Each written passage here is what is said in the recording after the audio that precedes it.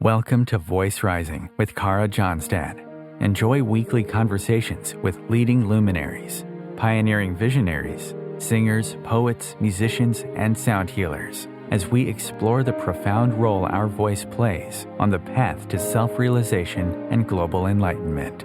The internationally acclaimed singer, composer, author, healer, recording artist, voice expert, creator of Voice Your Essence, and founder of the School of Voice, Kara Johnstad uses her extraordinary spiritual gifts to empower others.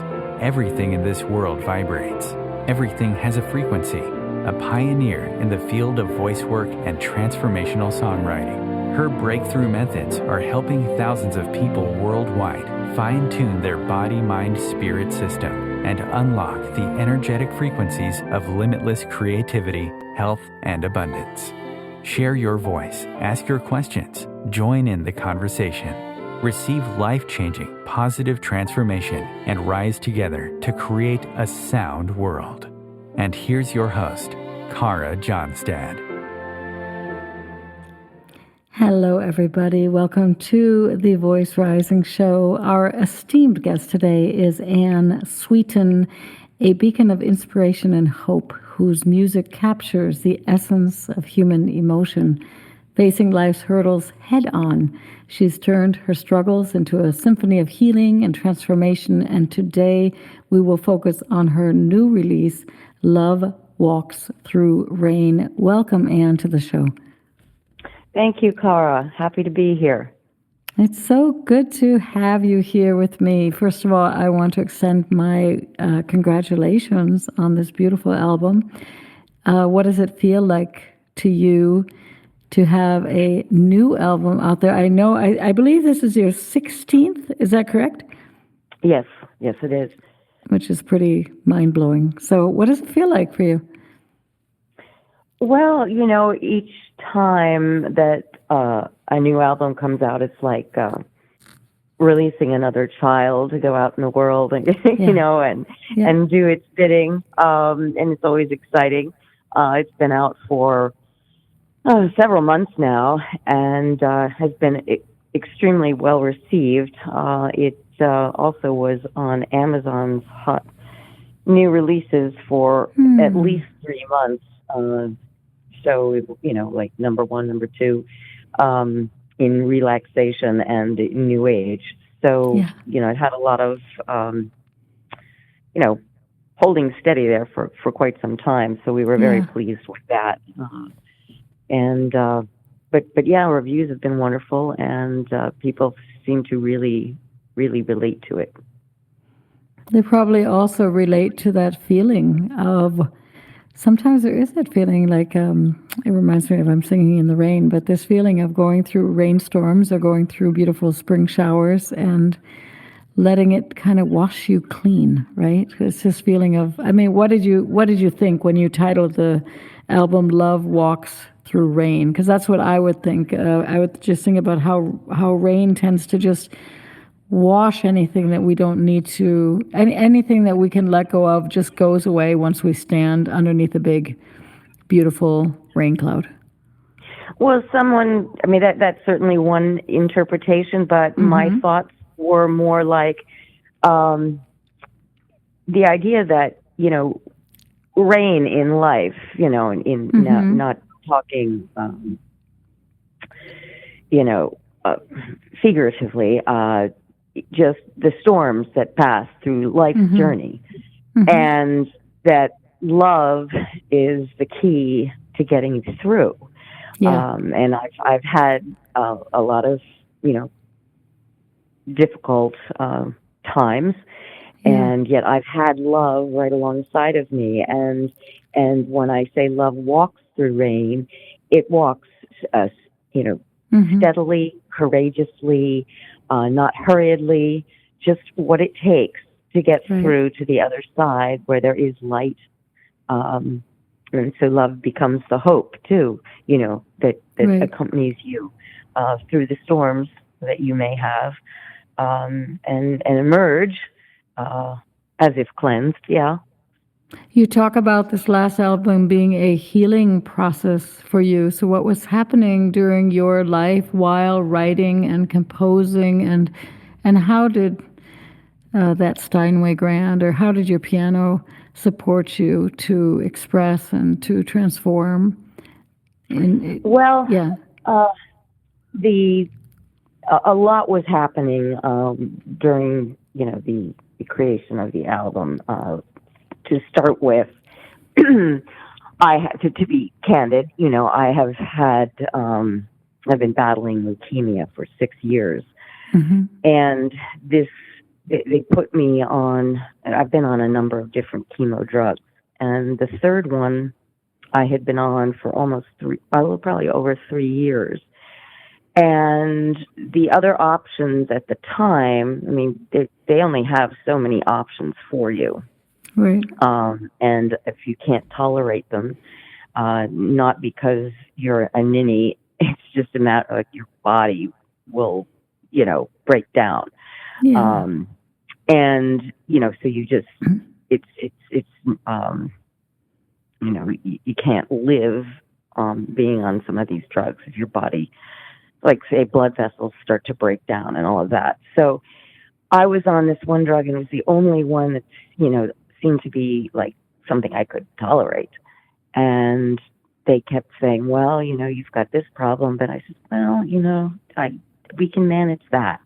And then there was another problem. And then finally we got to this part where the blood vessels in my legs were severely deteriorating, and they had to take me off. And I'm like, well, what other options are there? And that's where I was with this album, in the process of starting to write this album. And to be completely frank, I didn't know if this was going to be my last one. Yeah. I just didn't know what they were going to give me that could keep leukemia at bay. And so I was grappling with that, something that I didn't talk about too often, but I was very scared. I was very scared. It is scary. I mean, it is very scary, right? If there were other 2 drugs, and based on what had happened with the previous 3, I wasn't a candidate for either. And if the drugs don't work, the only answer is a bone marrow transplant, and I would not most likely be a candidate for that. I don't think I would survive it. So, as you might imagine, very, very tense time, an emotional time for me.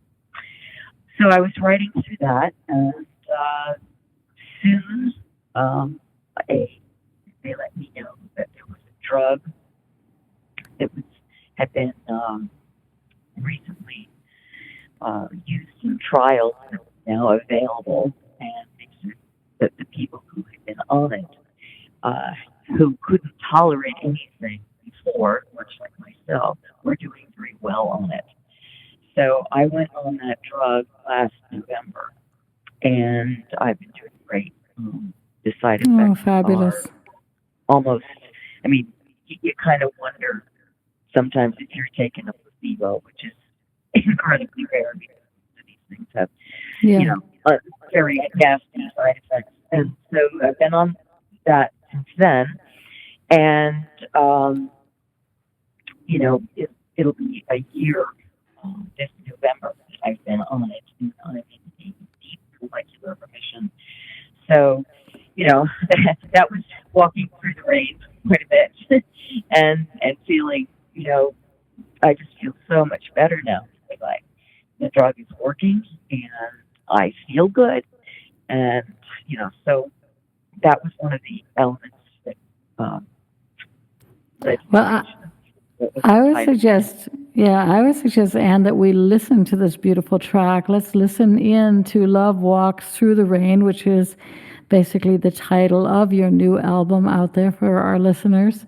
And then the people can also get a sense, not only, I guess they can get a sense how beauty is sometimes found in the most, in the crooks and the crevices. Here you are really going through a very hard time, and yet you have the muse of music to heal and to support you. So here is Right. Love Walks Through the Rain.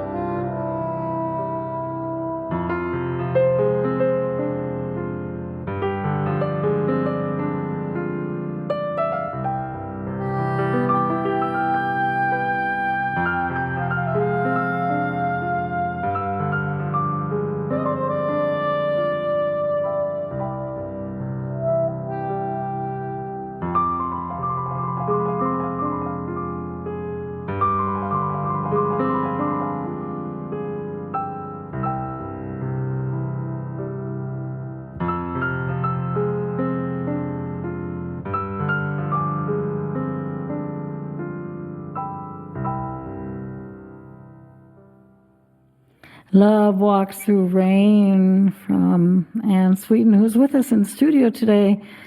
And talk to us a little bit about your composing practice. Do you have any daily rituals or any practices?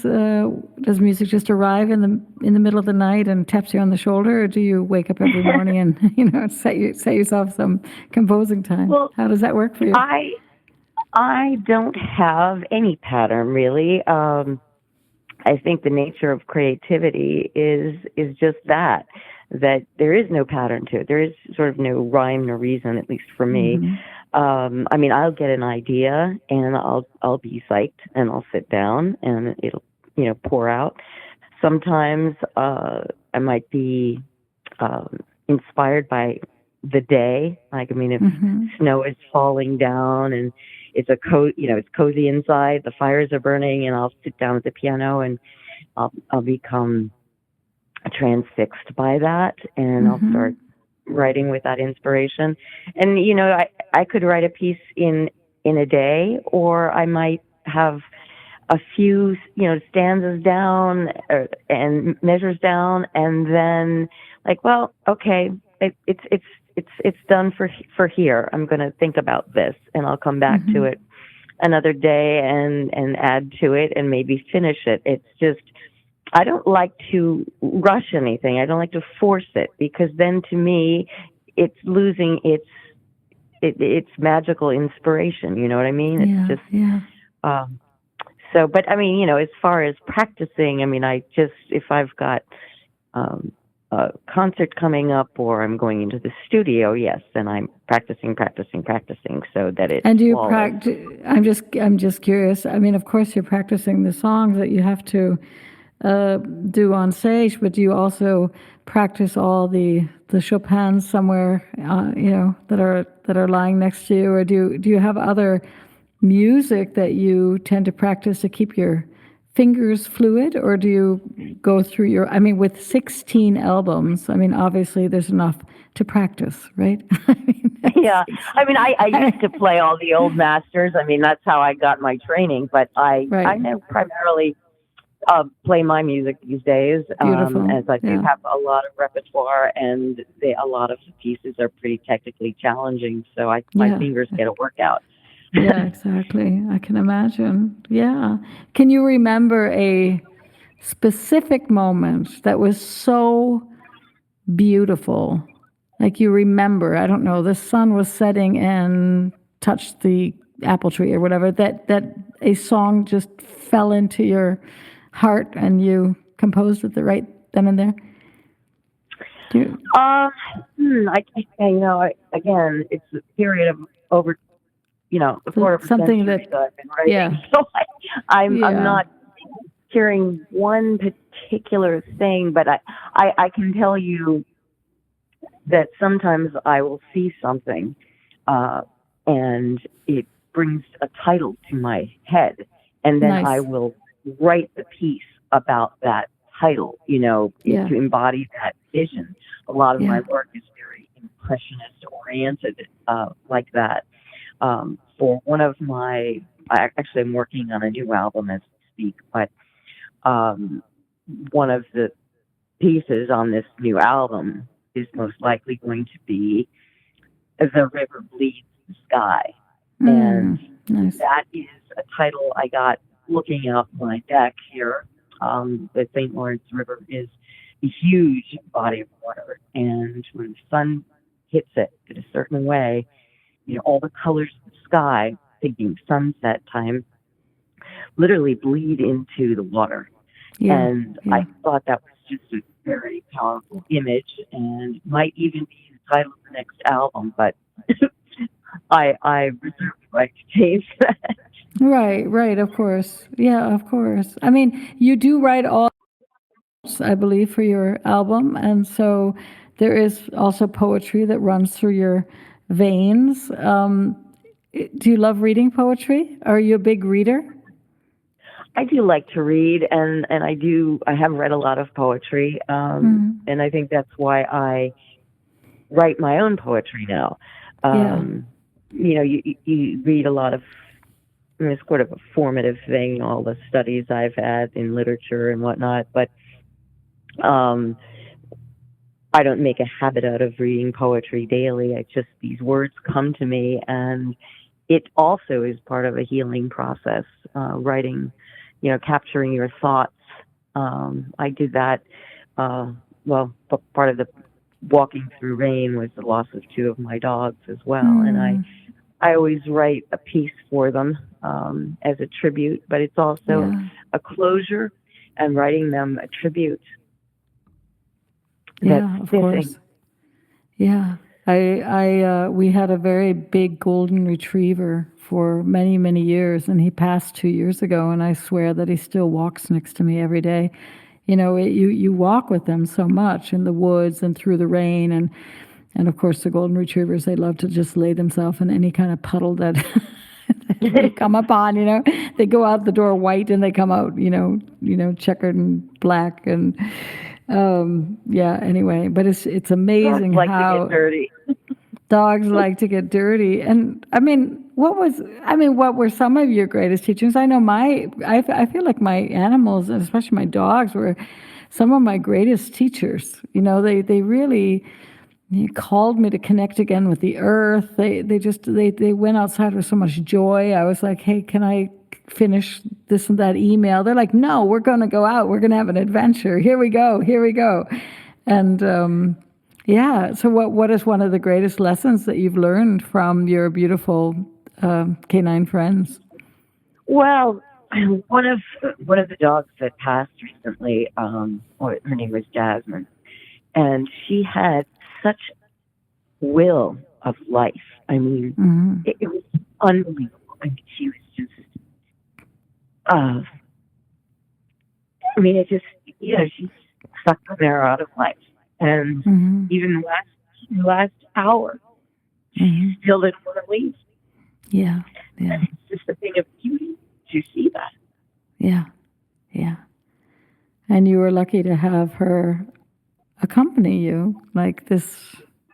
They walk with us everywhere, and they sit at our feet. She probably sat next to you while you were composing, I'm assuming. Oh, all my dogs surround me when I'm playing. I mean, they go under the piano, under the bench, next to me, or they're just, I have 3 dogs now, and, they have to find a place. Yeah. Not everybody can be under the piano or under the bench at the same time. So it's, and they would come and put their head in my lap while I'm playing too. Yeah. It's almost like they're getting a sound bath underneath that grand piano, right? I mean, they're really, when you lie underneath a grand piano, I think, that has not made it to the top. I mean, everyone's doing the crystal singing bowls and the Tibetan singing bowls, but and I'm sure you've done it too, I was one of the crazy ones that my mother used to play piano, and I would literally lie underneath and just get, this incredible sound just going into my bones. I mean, you are a Steinway artist. I mean, and I'm fortunate also to have a Steinway Grand sitting actually right in front of me while we speak.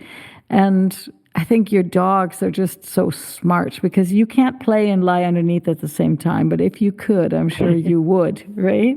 I mean, because it's such I think that, if music has the power to heal, I would think any set of yours would benefit from it, certainly your dogs. And I think that's, and they know the music is me too. So they associate, there's so much music all the time. They associate being with me and being with the music. I mean, it's right. Like, oh, we get to have her and the music at the same time. It just seems like that, because they want to be right next to me. So. But it sounds like you have pretty cool dogs, because my dog also, he would sit here while I was composing or playing, and he would just, be very chill. There are other dogs that start howling to the moon, and they're just singing with you, and that can be incredibly difficult. I could take I had a golden retriever, but before him I had a Cocker Spaniel. I used to take him to studio all the time. And they never bark, right? So certain dogs, they're the watchdogs or whatever, they're always barking. But other dogs, they understand that when we're working like that they can just relax and they don't need to be howling too much. Otherwise, we might get really confused. I also think they feel the vibe. It's like it's not the time to bark. It's the time to be chill and to just enjoy the moment. And, they can hear things outside, but they're focused on the music. So it's kind of always been that way. And I don't think any of them have ever howled, even all my dogs that I've had throughout my life. So would you say it's music? So let's get this right. It's music, it's dogs, and then I'm assuming also very close relationships to people that have carried you through these pretty tough times. At times, health-wise. I cite my husband. He's been my rock ever since.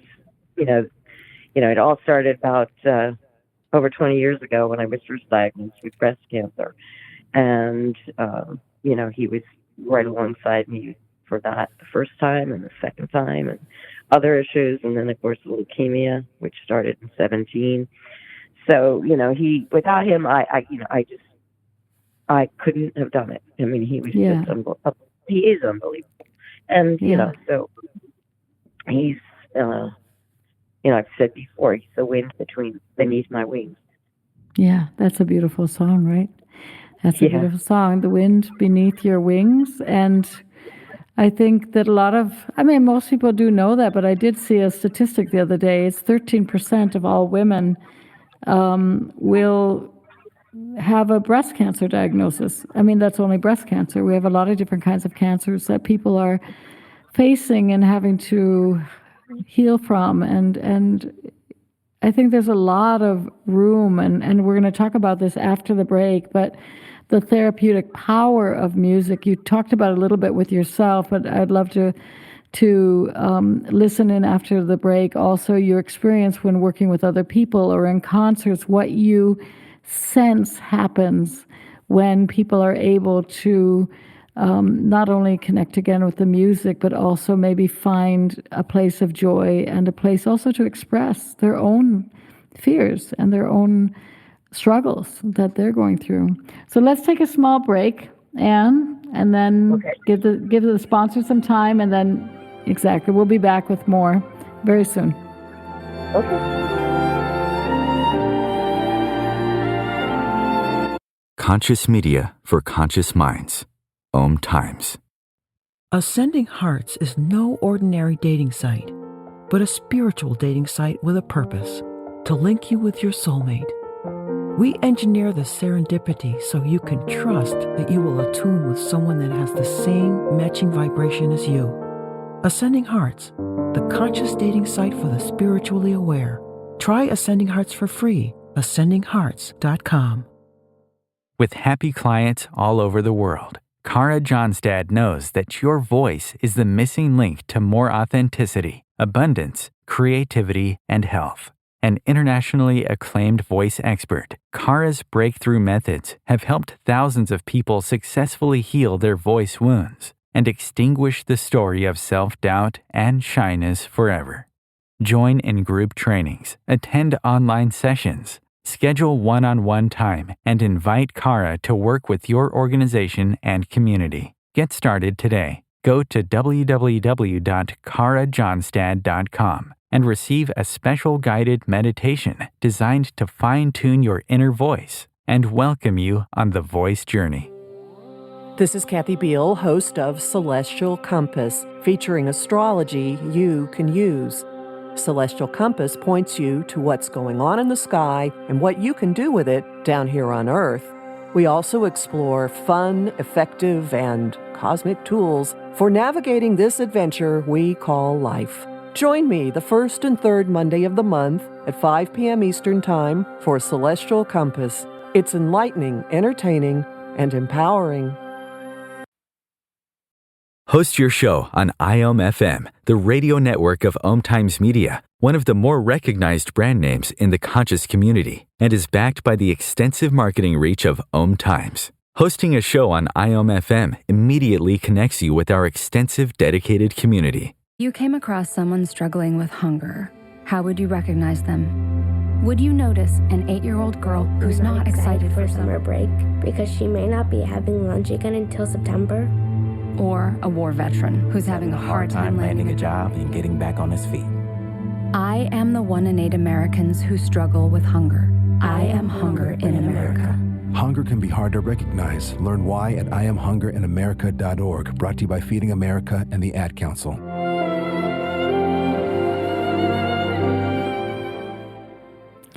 Welcome back to Voice Rising. I am your host, Kara Johnstad. First of all, a big thank you to all our listeners. If you have a little bit of time, please take a moment and leave a comment on Apple Music or wherever you are streaming. It means the world to us. And don't forget to hit that subscribe button. We have great shows coming up very soon. And now let's continue our inspiring interview with Ann Sweeten. Welcome back to the show, Ann. Thank you. Yeah. So we were talking a little bit about all things good before the break. You mentioned that you are a breast cancer survivor. You mentioned the love to your wonderful husband. You mentioned also that I've been going through leukemia. You mentioned your love to your amazing dogs and animals. Talk to me about how you have been able to be so resilient. How have you come to be so strong walking through the rain? What is your magic? Well, I think I'm blessed to have, a partner that is so supportive of me, for one. Um, but I am a strong person, and Mm-hmm. the thing is, if you give in, what's that's no answer. You have to keep fighting. Yeah. And I always had the hope, and I tried to kind of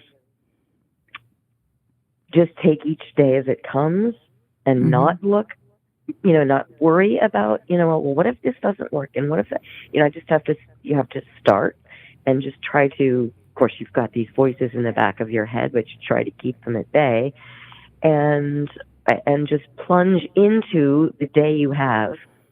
And so often I would go to my piano and write the feelings. I mean, the feelings Mm-hmm. of anger or sadness, you know, uh, fear, and they would come out, through my body, through my fingertips, and you know, somehow channel by that process of channeling, I would create something beautiful. Yeah. And people, I mean, in an effort to heal myself, for starters, but it's reaching others in an amazing way. I mean, Mm-hmm. the stories I've had from people who find how my music has either helped ease their own suffering, help them to find a joy and a hope, because despite any, you know, despite the fear and the anger and things like that would cause you to, create a piece. Um, there's always hope at the end. Every piece of mine has a hopeful end. Mm-hmm. There's Mm-hmm. there's a light within, and I think people pick up on that. And so you, just like the Love Walks Through Rain, you go through this piece, and there's moments of wistfulness and sadness, but it always ends on a higher note. You just Right. feel sort of a lifting, and that's my spirit, because despite everything I'm going through and have been through, the bottom line is, I'm alive. I have Mm-hmm. a great life, and I honestly believe that, I've had, I mean, to have 3 cancer diagnoses is it's a real a kick in the teeth, to put it mildly. It's a But downer, as we say. I believe that, each time it's been caught very early, Mm-hmm. and I believe that I'm supposed to be doing what I'm doing here, and that's why I've been allowed to stay. Yeah. I think that what my path is to do this, and it becomes, my purpose to Yeah. share, to help other people Yeah. get To through serve this through time. music. Yeah, exactly. There's a beautiful quote, and I had to think about it because we feel and we sense this hope and this resilience and this positivity in your music. And the quote goes like this: "A glimmer of hope, even a small one, lingering tantalizingly far in the future, can help you face the trials in between." And I would like to play another track off of your latest album, entitled "Glimmer," because I think glimmer of hope. I mean, glimmer is for me this light that you're talking about. Do you have any stories to share about this song before we listen into it? Yes, that one was actually written with my other dog, Remy, in mind. Mm-hmm. He had been going through his own form of radiation at an animal hospital in Massachusetts for brain cancer. Oh my And goodness. we, he was a young dog. I mean, for my dog, so I felt he was young. He was only 8, and we'd Mm-hmm. only had him 3 years, two actually and a half when he was diagnosed. And he'd had such a rough beginning, and we just wanted to give him every opportunity. So we felt we should try the radiation. And so that gave us a glimmer of hope for him, Yes. and we just kind of went through it. I mean, he had radiation every day for an entire month. Oh my And goodness. it was just, I mean, if I had to do over again, I probably wouldn't do it. But hindsight is 20/20, and I didn't know. Right. I thought if I could give him a fighting chance, after, I mean, I've been radiation myself, and I just thought, well, if I can give him a fighting chance, I have to do it for him. But for a while, we did have that glimmer, and that's why I wrote Glimmer, and he was right beside my piano when I wrote it. Bless. But sadly, the radiation didn't really work, and but it was a glimmer for a while. Yeah. Well, let's listen. Let's listen to Glimmer, and let's hold Remy in our thoughts and our hearts, and listen in.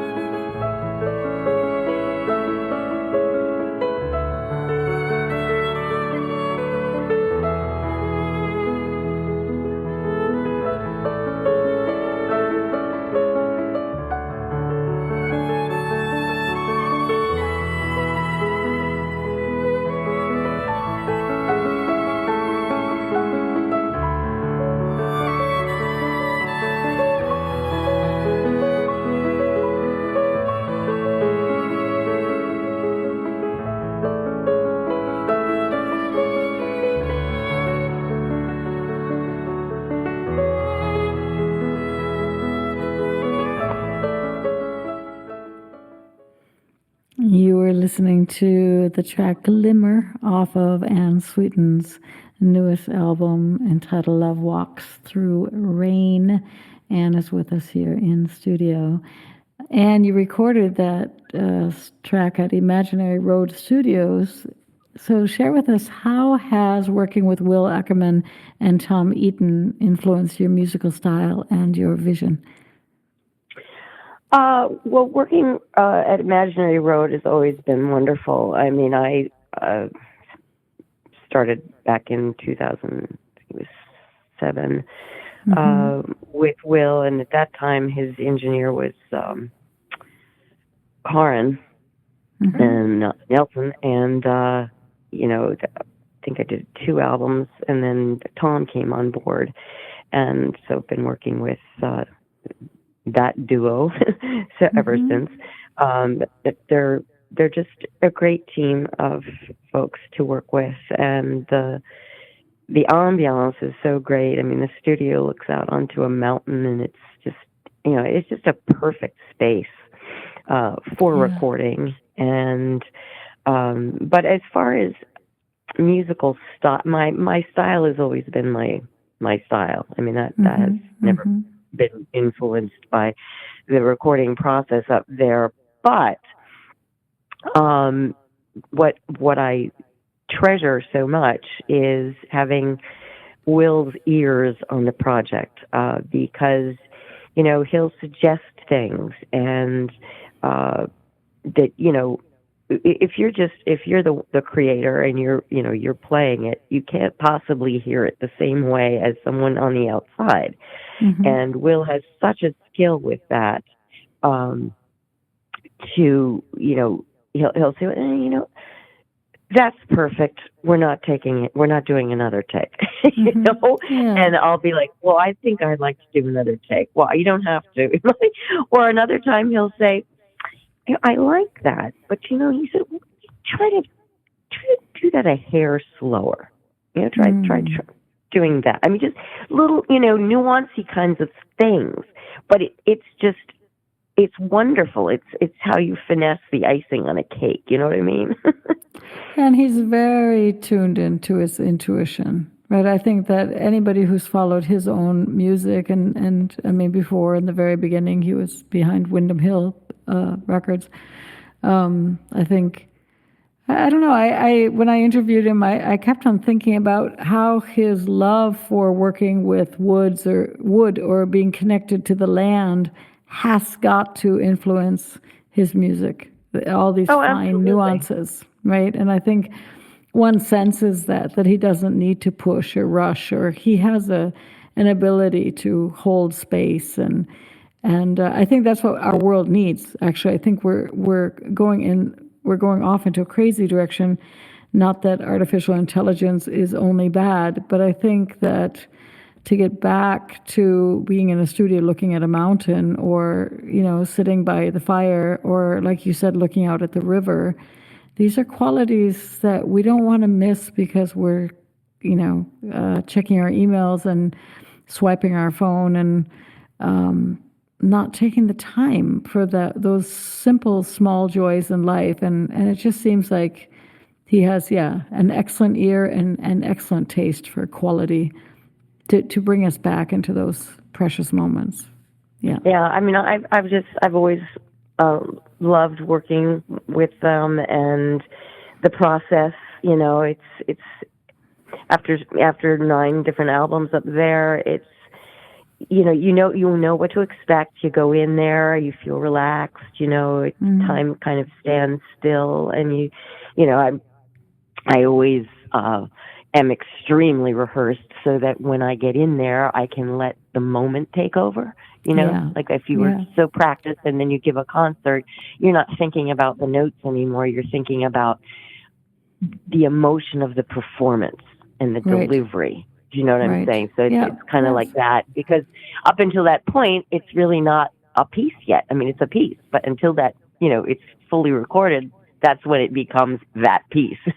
Well, it's kind of like that's the birth. I mean, you have the conception before, right? Exactly. I mean, the conception, and then you have the gestation is kind of that whole practicing and bringing it out. But it's true, you are giving birth in a way, because after that recording is going to live forever onwards. Right.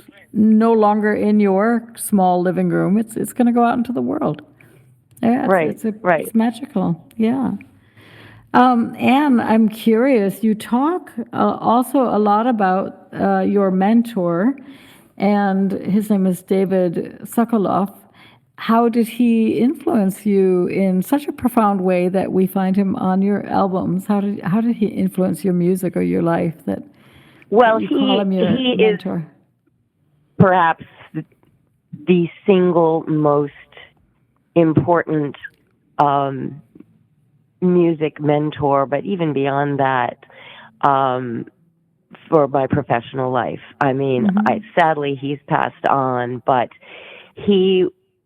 my mother was always encouraging me in the arts, and I got to this point with piano teachers that couldn't told my mother, we can't take her any further anymore.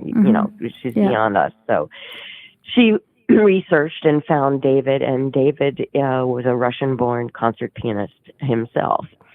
And he was teaching nearby, as luck would have it. So she got me in to see him, and he accepted me as a student. And at the time I was 13, and my fingers were so spindly, and, he said, okay, we got to fatten those up. And, he started giving me exercises to if you look down at your hand, a lot of people have some extra webbing in between.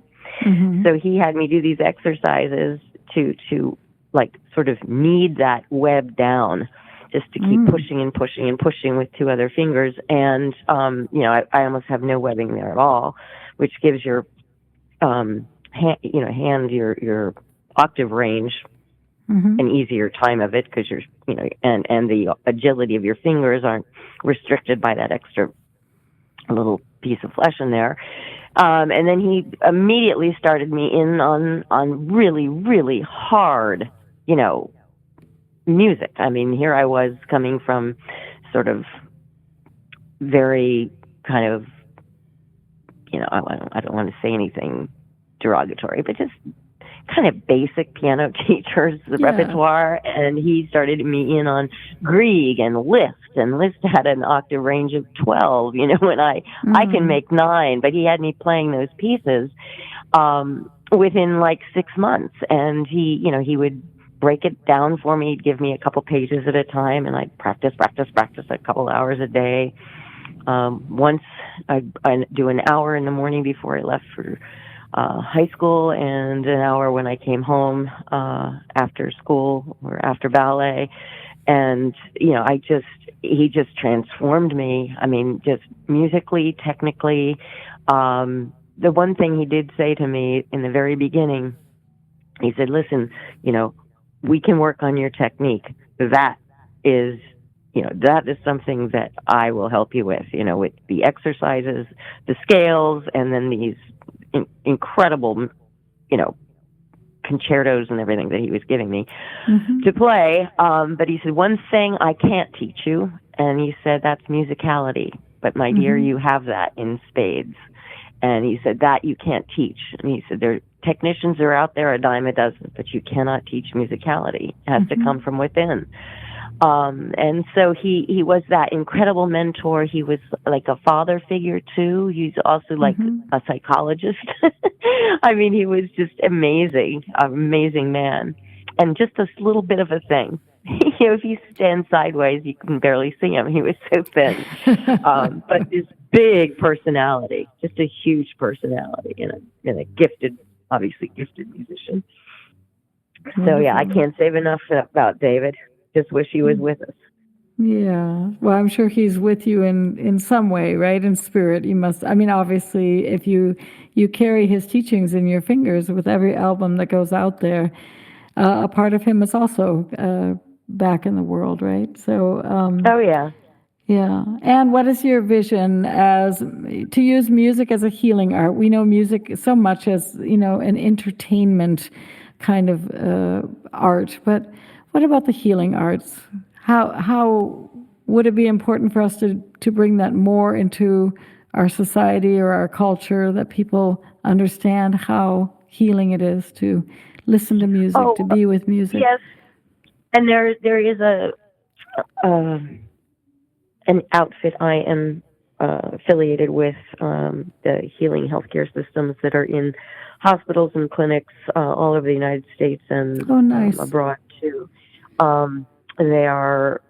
They do something called a care channel, and I'm one of the care artists. And they create videos with an artist's music, and so that patients can be watching these soothing things. It's restful on the eyes, joyous and soothing to the ears when they're, in an otherwise kind of sterile or clinical environment while they're recuperating or going in for surgery or whatever.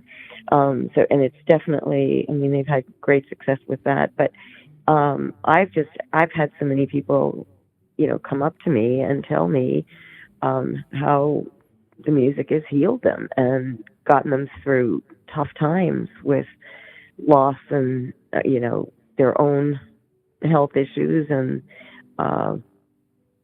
just telling me these incredible stories. And some of them are on my website just with the person's first name and the state they're from or, the country. Yeah. And those stories and when they reach out to me and share those things, it's just, that's the greatest gift that I receive, because that's just more proof that this is my purpose on earth is to create something that's going to help. Isn't that what it's all about? To kind of, fit in that circle of well-being and the purpose of your path and finding oneself through that. Yeah, I think you did get it. I think that most people, that's what they're sometimes missing, is to understand, why am I here, or what is my purpose? And when they find it, they can go through the most challenging times, because they know it's like we were given life, right? We were given this gift called life, and what can we give then life back? And only when we know what we can give back to life and how we can serve life does the circle complete itself. I think people that are just taking, they're missing something, because we're really given this gift of life, of breath, of touch, of beauty, of, like you said, the simplicity of just watching the sun bleed into the St. Lawrence River. It's so magnificent, and it's so simple. And what can we give back to life? Yeah. Well, you mentioned earlier about people, just checking their emails and looking at their phones and everything. And my husband and I don't even have smartphones. We still have the flip phone and are, actively supporting that. And people now are starting to say, people used to make fun of us and they say, oh, you'll see. And, now people younger than us will say, yeah, that's really cool. You've got a flip phone. My kids are always on their phone. When I was young, I went outside and played, and I did this, and people are starting to respect the fact that we have the flip phones. And, I don't even carry it with me when I'm outside. I'm in my garden, and I'm looking out for butterflies and hummingbirds. And when I see one, I get a smile from ear to ear. And, it's just, I don't know, things touch me. They just you're not distracted. And even France, I mean not to name, I guess we could name the country, but France actually forbid a certain smartphone because of the radiation. And so if we understand the EMFs and everything, we do have to be very conscious of how we use these devices in our lives. Anyway, it's coming to an end, beautiful Ann. I can't believe the time has flown so fast. I want to extend a heartfelt thank you to you. And I thank you for your honesty and really sharing your heart and your journey with all of us, so that we can sense that glimmer of hope and that resilience that we all need to go through these challenging times, right? Thank you for having me. And I have to say, you were killing me there for a minute or two.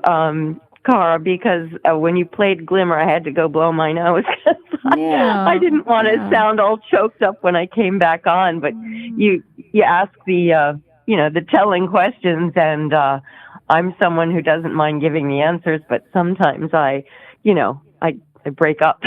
Yeah, but that's what we appreciate, right? We're all humans, human beings walking each other home, as Ram Dass would say. And so thank you so much. And thank you for all the listeners out there. Pick up Ann Sweeten's album or stream it. It's annsweeten.com.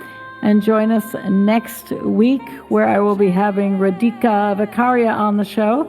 Until then, keep your voice rising. Thank you so much, Ann, again, and many blessings. Blessings to you too, Kara. Thank you. Bye-bye. Bye-bye. Bye-bye.